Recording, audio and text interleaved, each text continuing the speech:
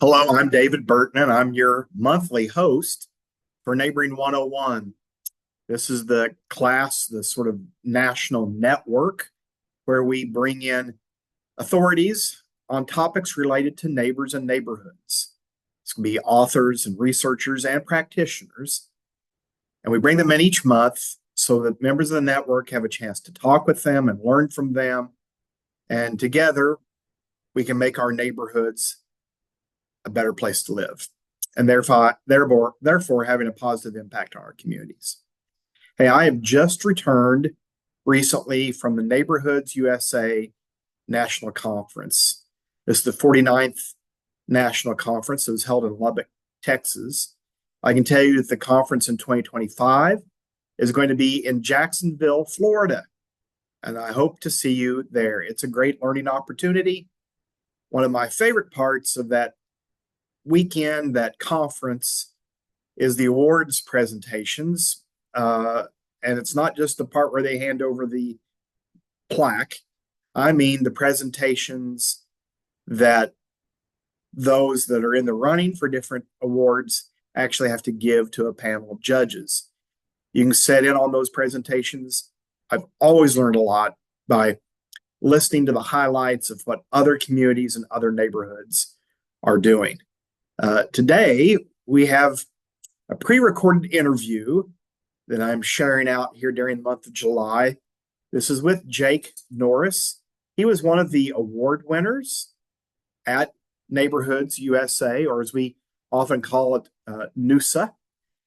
And there were several award categories. You'll find those described in the text of this video. And I'll also include a link to the blog that lists the main award winners. But Jake is from Holland, Michigan, and his 2023 Tulip City Walls Mural Festival placed first in the Neighborhood of the Year category for physical. This could be projects to rehabilitate something or to do physical improvements to a neighborhood. There's also a category for social, such as interactive connection, focused neighborhood events, and then a multi-neighborhood project as well. But you're going to get to hear from the Neighborhood of the Year in the physical category, Jake Norris, and he's joined today by some of his friends that got acquainted at Neighborhoods USA, and I think you'll enjoy his presentation and learn a lot from what they've done there in the Tulip City.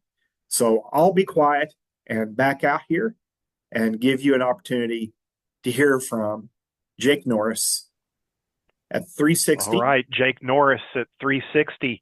Take it away with your award-winning presentation and program. We'd love to learn more.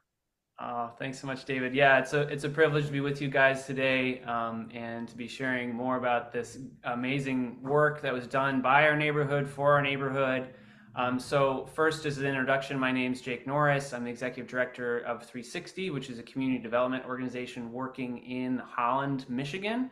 And our mission is really it's really threefold. It's to connect neighbors, share resources, and build community. And so our hope is that as we do those things, we are investing in the relationships that neighbors can use to care for each other, but also enhance the quality of life for our whole neighborhood and really bring it to life in unique ways. So in particular, I'm talking about the work that we have done in our principal neighborhood of East Core. Right now we are working in multiple neighborhoods in Holland, but it all started in East Core. So East Core remains nearest and dearest to our hearts. It's where we started. It's where our offices are still located, where I'm talking to you from right now. And it's also where I live as a resident. So, and that is right central in Holland, south of Hope College. And it's where we're working and where we pulled together a really amazing project that I'm here to tell you about today. But behind the project that I'm going to share with you about the Tulip City Walls Mural Festival is a really core group of committed resident leaders that we assembled as the neighborhood advocacy team back in 2020. And these guys are just the amazing people who invest in place-based relationships, who are looking out for each other, taking care of one another, but also imagining what's possible for East Core. And so this group of committed residents came together and started doing some in-depth listening work in our neighborhood. We started from the north end of our neighborhood and knocked on every single door over the course of a year. So it was 850 doors that we knocked on. And it really yielded a lot of information and insights about what people were interested in, what they wanted to see happening, and what it produced was this great project that we're here to talk about some more. So I'm going to share a video here. Hopefully this goes okay, but it's got some more, gives you a little bit more of the flavor, no pun intended, of the neighborhood. So you're going to get to learn a little bit more about what makes East Core special and also what we found through our listening work. We have a small but mighty produce, you know, chayotes, jicamas. Mi Favorita has been in the East Core neighborhood for over 30 years. My grandpa Juan Navarrete started this store back in 1997, and it was passed down to my mother and father, Irene and Mario Navarrete. Gracias a Dios por las bendiciones tan grandes que ha dado dentro de Mi Favorita, ya que somos un lugar donde somos una gran diversidad, ya, gran comunidad, quienes han hecho de Mi Favorita su favorita. Miss Irene, Mr. Mario, and Jackie all share that they feel grateful to be in a neighborhood where people work alongside one another in community.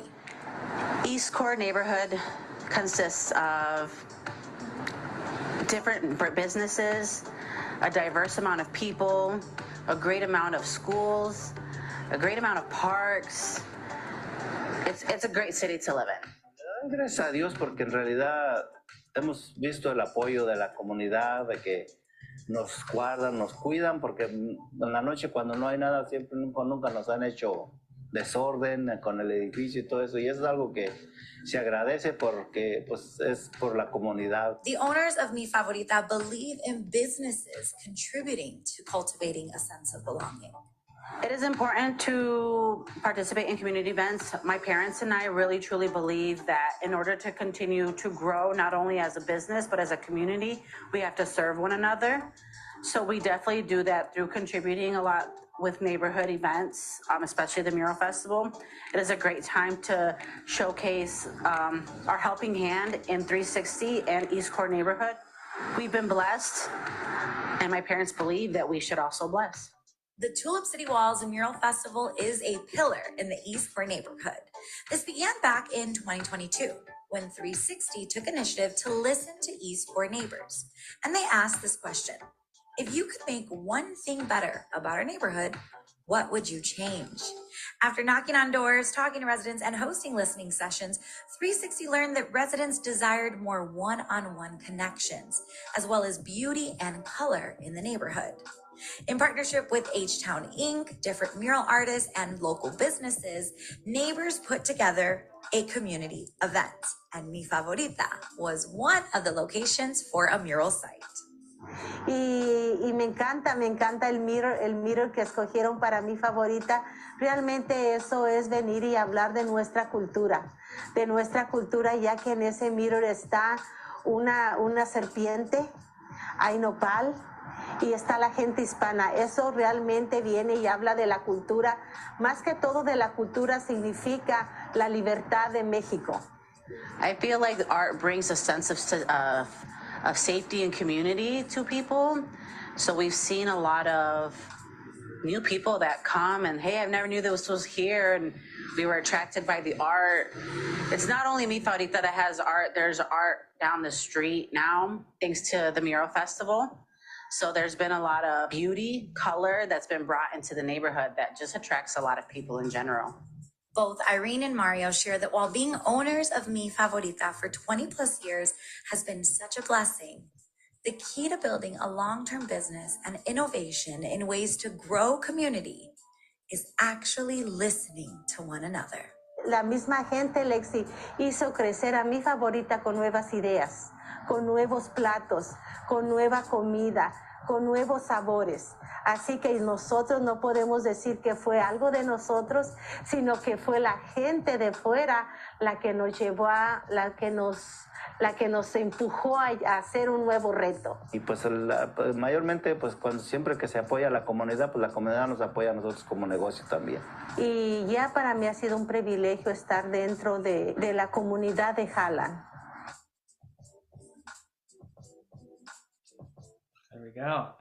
There's a little taste from our favorite, mi favorita. So as you can tell, there's a lot of great things about East Core, but there's also a lot of wonderful things just about Holland in general. You probably, if you're familiar with Holland, you're probably most familiar with our annual Tulip Time festival in the spring, which draws people from all around the world.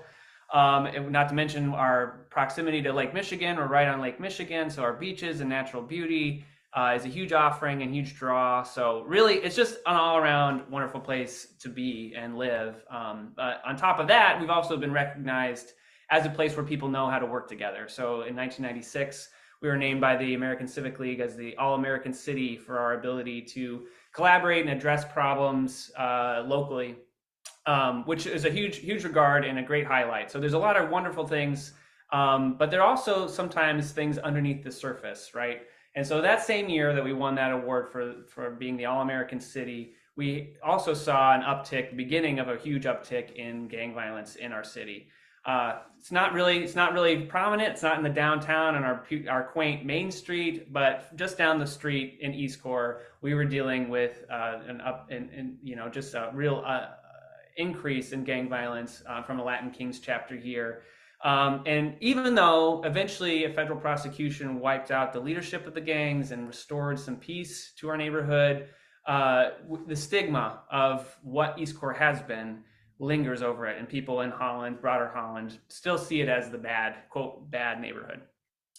So, and even though we've seen a lot of progress and changes and increase in upward mobility for a lot of Holland, based on recent census data, we still are lagging when it comes to household income in East Core, some of the highest concentration of poverty in the city of Holland.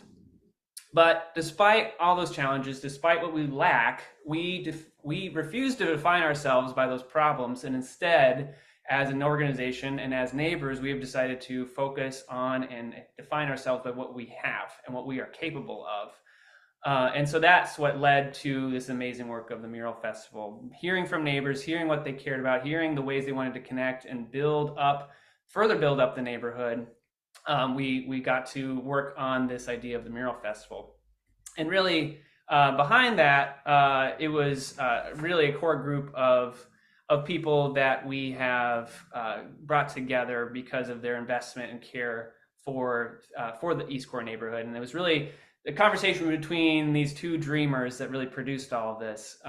Chris Garcia is a known tattoo artist in the neighborhood, and also mural artist. He's really the one who pioneered aerosol art in Holland over the past 20 years. And then Lori Appledorn is our neighborhood connector here in East Core. 360 staff now, but back then she was just a really committed member of the neighborhood advocacy team. And having listened to these neighbors, heard their desire for more connection, heard the desire for more beauty and art and color, she heard about a mural festival in Jackson, Michigan called Bright Walls, and thought, oh, well, maybe we could do a mural festival that would bring some new life and creativity to the neighborhood. And so she approached Chris, who was born and raised in East Core, to talk to him about it. And little did she know that he had always dreamt of having a mural festival. He just knew that he couldn't pull it off. He's the ideas guy and he's the artist, but he knew it would take a lot of people and a lot of effort to make it happen. So by seeking out him, tapping into his inherent motivations, the things he wanted to see happening, and bringing her skills to the table, Lori really unlocked a dream for our neighborhood, but in particular for this neighbor. And so we decided I just have to preface, this was a really short timeline. So it was really incredible. So it was February of 2022 that we started talking about these things. And in July, we pulled this off. So it was a 4-month turnaround time where we had a core group, the neighborhood advocacy team, Lori, Chris as directors, co-directors, pulled in a bunch of other volunteers to do a kind of a trial run. So in 2022, July of 2022, we had a really short mural festival we completed 2 murals on 2 different businesses here in the East Core neighborhood. And then we capped it off with a block party at a partnering church in the neighborhood, where nearly 250 people came out for just a time to celebrate, connect, have fun, piñatas, as you can see. And so we were able to then, and then for people who were able to appreciate the murals too, right? It's all about the art. So that was our initial trial run. And we garnered so much support from other stakeholders, but especially other residents, that we were able to name it a success and gear up for something bigger and better. So so in 2023, this past year, which is the one that I'm really sharing about today, we really hit it out of the park, and it was a blast. And so we have another video here to share and give you a little bit of a feel for what it was like. We started on a journey of wanting to get to know our neighbors. So we knocked on every single door. We have about 800 households in the neighborhood of East Core. We had 268 that were kind enough to open their door and answer some questions. One fun question was, if you could wave a magic wand, how would the best neighborhood look to you? And one of the things we heard over and over again is people wanted more art, more color, more beauty. So this is really kind of our inaugural debut of a mural festival. The hope is that we try to find every wall in East Core that needs a mural, and we will paint them. And a lot of families come in here every day up and down the street, and they got to see some walls that are beat up and drab. So we're like, man, let's add some art, let's add some color, let's add some beauty, and make this entire neighborhood just pop. The whole street's filled with people walking back and forth, and everybody's loving in this neighborhood, and that's what it's about. That's what the whole goal was, to make people want to come here and feel like a community and feel together and feel as one whole group. Everybody's welcome right here in East Core. Too often when we think about community development work, we're thinking about what we need to fix and how we need to improve and what we need to change, and we're missing the opportunity of tapping into the real aspirations and dreams of our neighbors, which is just to have a more vibrant community, to be more connected, to know each other better, and to beautify the world and the neighborhood that we live in. We're one of the most diverse neighborhoods here in Holland. We want to share that with everyone. So we're hoping that people will learn about East Core and where we live and who we are, and celebrate this and celebrate the people who live here. So all told, over the course of our 4-day event, we completed 5 different murals on 5 different businesses and buildings right along our main business corridor, or Columbia Avenue. It was all 5 different artists, and each one featured something different about East Core, telling the story of the people who live there, the things we've experienced, the things we've overcome, and what makes us so special. So the mural, the art itself was great, but a particular blessing was that we were able to feature a muralist, an internationally known artist, Noah Baker, who's better known as Took in the art world.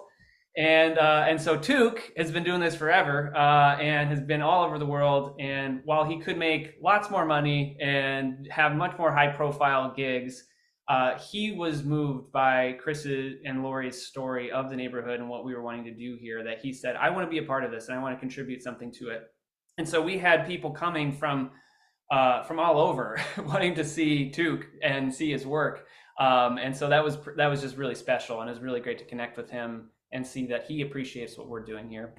And so on top of the art, we had plenty of activities for the whole family. We had a dog parade, we had a vintage market, we had food trucks, a DJ, but also my favorite here, the chalk art contest. So chalk mural art contest for people to create their own murals and get a prize for it. All said, we brought in over 2,000 people over the course of those 4 days.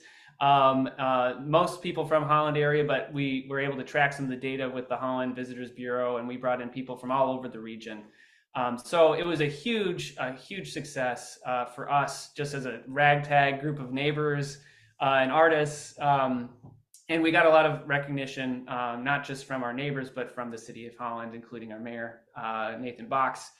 And we also found out that Mayor Box minored in art, And so we had to put him to work. So this is him contributing his part to the work of the neighborhood here with the mural at Mi Favorita.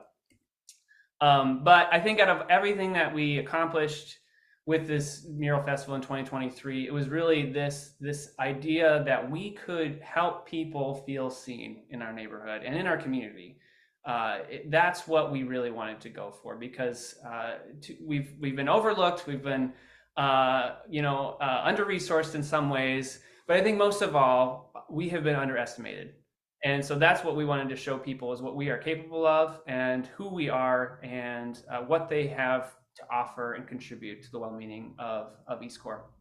So for this next year, we're gearing up for another great round. We're almost at our fundraising goal, which is great. And so we are going to bring more of the same back to the neighborhood. We're looking to do another 5 murals, but on top of that, we're going to have some live music, which will be really great for creating more of a party atmosphere. We're going to have a more intentional partnership with CultureWorks, which is a youth art and design academy for middle school and high school students. And so they are going to do a mural art curriculum with a teacher, and they're going to be integrated into the mural festival. So they will be able to do a wall of their own to work on as a project. So we're bringing in the next generation. We're bringing them in, incorporating them, investing in them, and that's what it really comes down to. This is actually a picture from my block, from our annual block party last year, because I'm not here just presenting as an executive director of a nonprofit. I'm here as a neighbor, and this is what we are investing in. We are promoting a sense of pride and strength and capacity and confidence for our kids, so they know that they don't have to be ashamed of where they come from, but they can be proud in what we've become together. So I think that wraps it up pretty much. There's more I could share, so I don't know if there's any questions or anything that I left out that I should tap into, but thanks for giving me the chance to share a little bit more about the work of the neighborhood here in East Core. Well, I sure hope there are questions. I had to mute myself because I found myself saying, "Wow, look at that! Holy cow!" And you didn't need that every 10 seconds throughout that presentation. So that was fantastic. I'm gathering, it's pretty evident from this that you have a background in asset-based community development. That's a safe bet. Yes. Yeah. No, I actually was privileged. I graduated from DePaul University, which is now home to the ABCD Institute. When I was there, it was still at Northwestern, but it was still baked into a lot of the departments that I worked within: Catholic Campus Ministry and the Stain Center for Community-Based Service Learning. Very much heavy on ABCD. So that's what exposed me to ABCD and got me hooked. So yeah. Mm-hmm. Yeah, those fingerprints are all over this. Mm-hmm. Well, so I don't take over. Everybody else chime in with your questions on Jake. I'm going to have to sign off because, like I said, I messed up the time. So someone put a 1 o'clock on my calendar, which is a common friend here. I'm meeting with Deborah, but I didn't want to, from Common Agency. But I didn't want to bail on her at the last minute.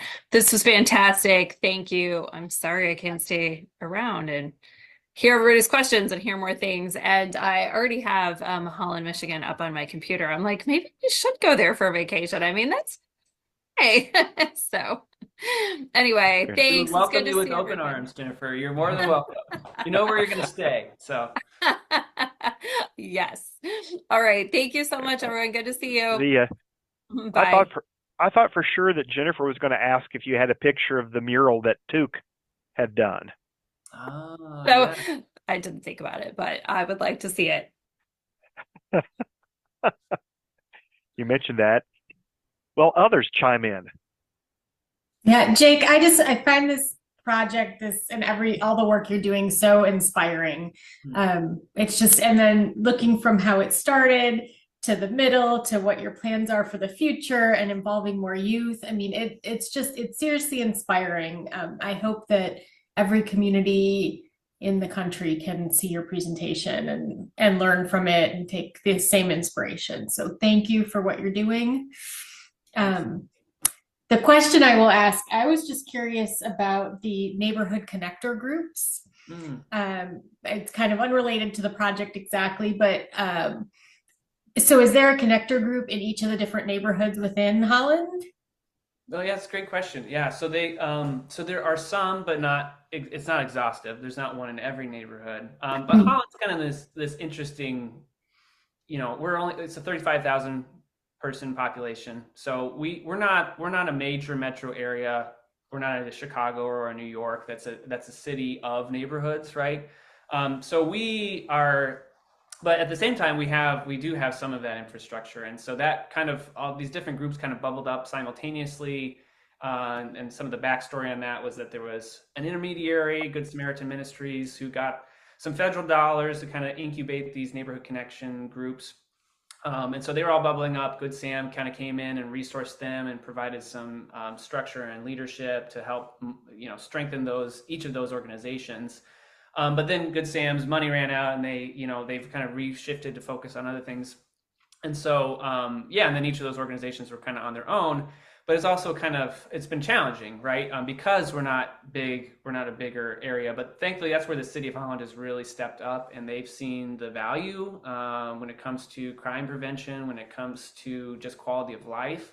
These groups have really provided value, and so they just they don't use CDBG money. They just have, out of their general fund, they support us financially, a matching grant for each neighborhood annually. And so, we do have a few neighborhood connector groups, but they have wanted to see more of that. And that's where 360 has kind of stepped in to fill where Good Sam left off, to try to provide the support that each of these neighborhood groups could use, and the peer-based learning environment. So we just in a couple weeks, I'll be hosting a quarterly gathering for the connector groups, so we can have some discussion and encouragement, but also learn from each other and kind of build on each other's giftings. So so we do have some groups, and now 360 is staged to work with the city as of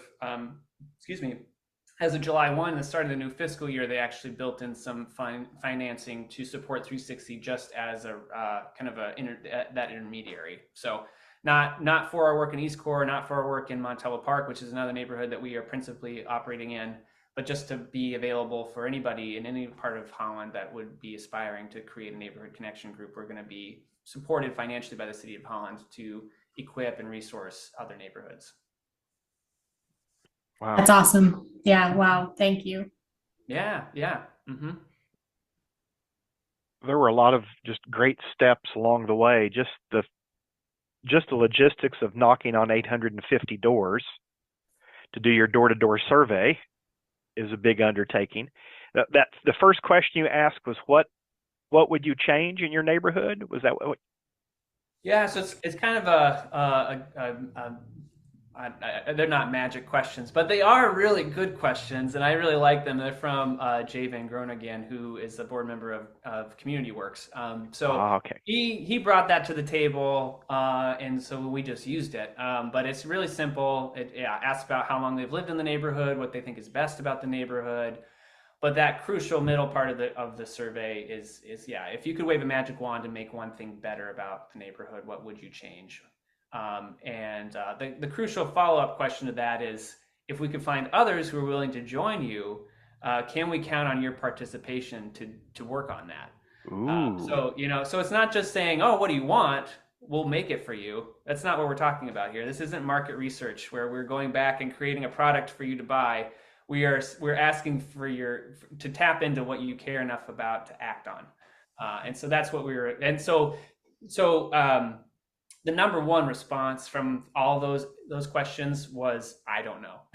So that was the lead, right? And the further we pressed into that, we had additional focus groups and listening sessions on top of the door-to-door survey to really tap in and understand what's going on and what people are wanting. But what we found through those deeper conversations was that a lot, some people were just like, hey, there used to be gangs and now there's not. I'm good. Don't change anything. We're content. So I don't know what I would change because everything's better now. But there's also a good group, under listened to group of people, and particularly people like the Navarrete family, people who are new to Holland, who are immigrants, and who were told to like keep your head down, don't ask for anything, just kind of make it work, right? And so it was the best example of that. The anecdote I have of that is that we were in one of these listening sessions and we're talking about, what can we change, improve, building on our assets. What can we further enhance in East Core? And we had a young mom with triplets who was saying, you know what, we got Rosa Parks Green, and the playground equipment there is just not safe for toddlers, and so I want to put in some new playground equipment that's age appropriate for my kids. And this other woman who's in the group, who's a Latina and a business owner, said, I would never have thought to even have asked that, because I was just told that you get what you get. And so I think that, and that was, that's one person, but the more that we listened, the more it really became clear that's really reflective and representative of a contingent of people in the neighborhood. It's just that they don't want to cause problems, be grateful for what you already have. And so they've never been respected enough to be asked their opinion or their thoughts, right? They've never been asked to imagine. And so by coming door to door, we started that, and we hope to continue in our work to prompt those aspirations, to prompt the dreaming that is possible from everybody in the neighborhood. So. Well, great example. And that had to make Megan smile when you mentioned Community Works and the connection there. There you go. There's been a ongoing relationship there with some joint work. Yeah, I'll speak to that, and then Megan, if you want to fill in any details there. But yes, Community Works has also been really faithful in seeing that vision of a city sort of movement, and so they have financially supported 360 to be that regional presence to support not just our East Core neighborhood or Montello Park neighborhood, but to support the work of multiple neighborhoods in Holland, and to be available to support any new works in different neighborhoods. So yeah, Community Works has been a partner with us for multiple years now at this point. I'm really grateful for their encouragement and everything they've done to help us do this work. Fantastic. Megan, do you want to say anything about that? Yeah. I don't know. Yeah, if there is much more to add, but yeah, I mean, I think it's really cool because of the work of 360 and the neighborhood connectors in Holland. Now we're looking at how do we replicate this outside of Michigan. And we know it's been done before, but I think one of the cool things with Jake as the regional coach and having neighborhood connectors is it's a sustained model for ABCD. And so that's what we're looking at, is like, how do we build this in as a part of the culture of the neighborhood? And that's because of the work of those neighborhood connectors. Mm-hmm. Yeah. Mm-hmm. Well, first Michigan and then the world. That's it. Conquering. Ian, I see you've taken your mic off. Do you have a... Yeah, Jake, I just want to say it's awesome presentation. I see why you won. It's just so colorful, and I think your design is colorful, and then of course being Tulip City and all of the different murals that were brought into it just really made it like an extremely attractive just the whole look, and of course the concept is awesome. I'm curious about the murals, like the process of creating them, as far as getting the local businesses to allow their walls to be used, or homes, or whatever that was, and then it said like 5 different artists doing 5 different murals. Was their art, was it, you said it was, the video kind of pointed out that it was based on something to do with the neighborhood. Was it like the sole prerogative of the artist to decide what the art was, or was there a collaborative approach? It's a really good. Here, I realize I can stop my share here, then, so we can see each other's faces. That was not on my radar. My bad, guys. But yeah, those are great questions. And that's been the thorniest piece of all of this. Anybody in public art knows that the city governments, there's different rules about advertising versus art and how you do that, and so you have to make sure that you aren't featuring the business too much, because then that counts as advertising, and but then you have the owners who want a particular thing, and so you have to explain the rules to them, and then you have an artist who want to give them some license to do their thing, right? And that's also part of the way that mural festivals usually work. Is it's not artists can make really good money on commissions. They charge appropriately for that. So it's not like most of the time, a lot of times I should say anyway, is mural festivals are where an artist can just get paid, their flight gets paid, their hotel gets paid, and their food gets paid, and then they have a big wall on some rundown building and they just bring it to life, right? No one's telling them what to do or how to do it. They just get to hang out and do their thing. And so it's a fun way for them to just do whatever they want. And here it is much more, it's much more like a commission than it is like that. And so we've had to navigate that and some artists aren't willing to do it, which I totally respect, because it's like, we're not able to pay you what you deserve. We're just kind of a bootstrap operation here. So and we also want it to be reflective, and so that's why we're doing it. So we've had to find artists who are on the same page, who are willing to treat it more like a commission and less like a free form sort of art project.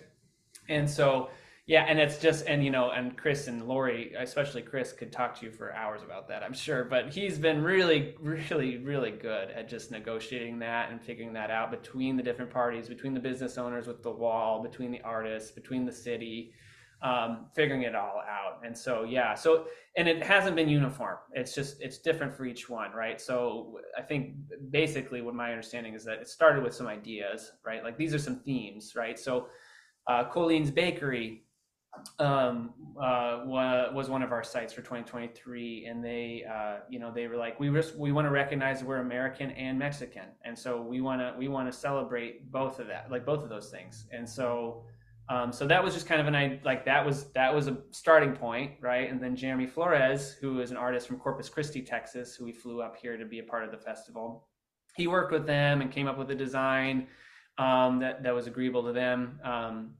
But then that worked out. But then with the one I featured in the slideshow, the one of Welcome to East Core, that was Chris. He was working with a furniture manufacturer, Worden, who is right on the industrial corridor of Columbia Avenue. And they wanted something that kind of spoke to their presence in the neighborhood. They've been there forever, and so they wanted to tie in their contributions to the neighborhood. We also wanted to create something that, because they're right on the edge of the neighborhood, so creating something that spoke to East Core. And so I think that's really a highlight of how Chris is able to negotiate it all, because what he did, and you can't see it in that picture, but if you zoomed in, you would see there's a stack of books in that black and white one, and what he did was he pulled phrases from the listening that we did, so our listening sessions, and from what people said door to door, and he put those into the stencils so that was included on there. And so it really just speaks to his commitment and involvement in it, like that he could bring the voice of the neighborhood into the work while also honoring a business, and also having creativity with it. So it's just really well done. But it's not a uniform thing, and it's definitely the trickiest part of pulling this off. But because we've had committed people, it's worked out, and because we've had really great business owners who recognize the value of what we're doing, it's worked out. So, man, every time I see one of these presentations, this one's no exception, I think, man, I'm in awe of the work that you guys do. I just really am. Just all the pieces that went into that, just really impressive. And I'd say the same for the work I've seen from Lindsay or Megan or Ian. Good work, making a difference. Mm-hmm. And Holland is better because of it. I love that. Mm-hmm.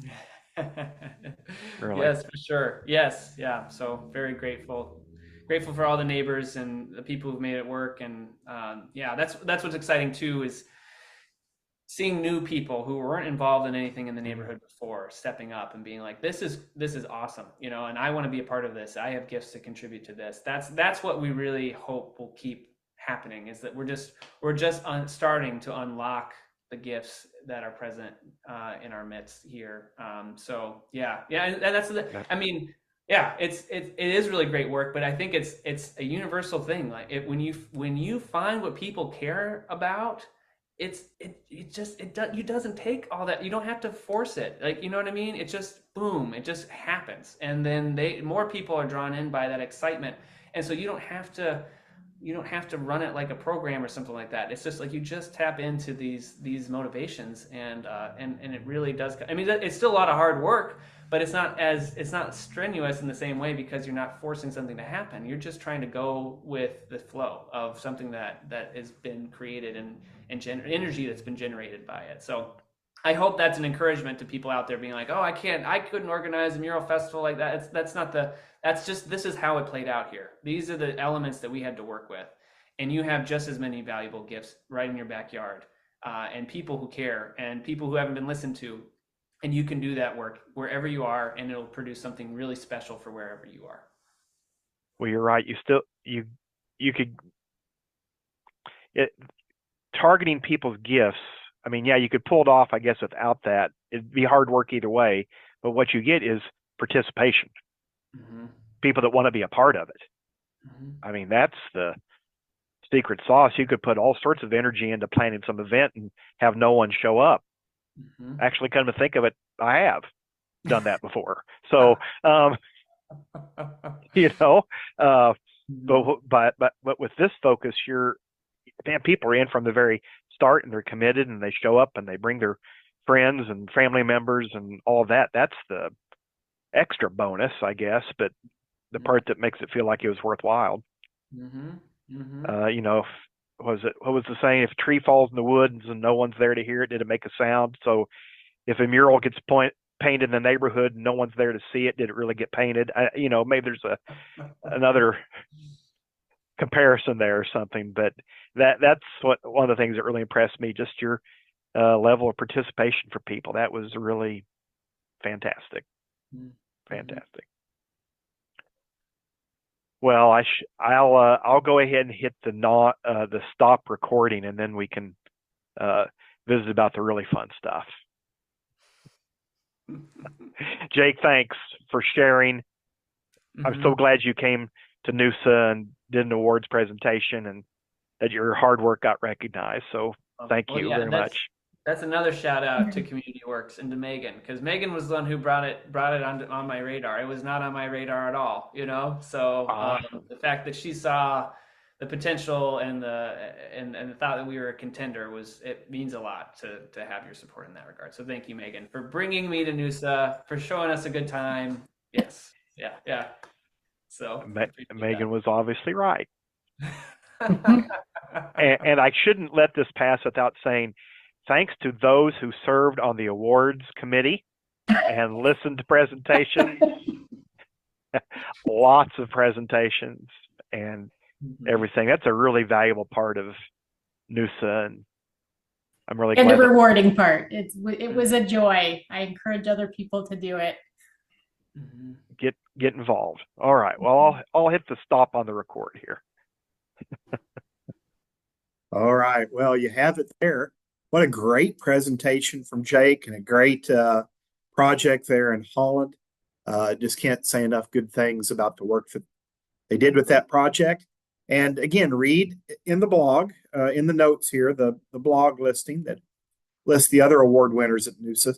Some really great projects this year where I can find links. I have added those to that blog, and you will learn great ideas and great information from looking at those. And I hope to see you at the Neighborhoods USA conference next year. I believe enrollment opens up in January, as does award applications, the process for that. So hope to see you there, and thank you for joining us today on Neighboring 101.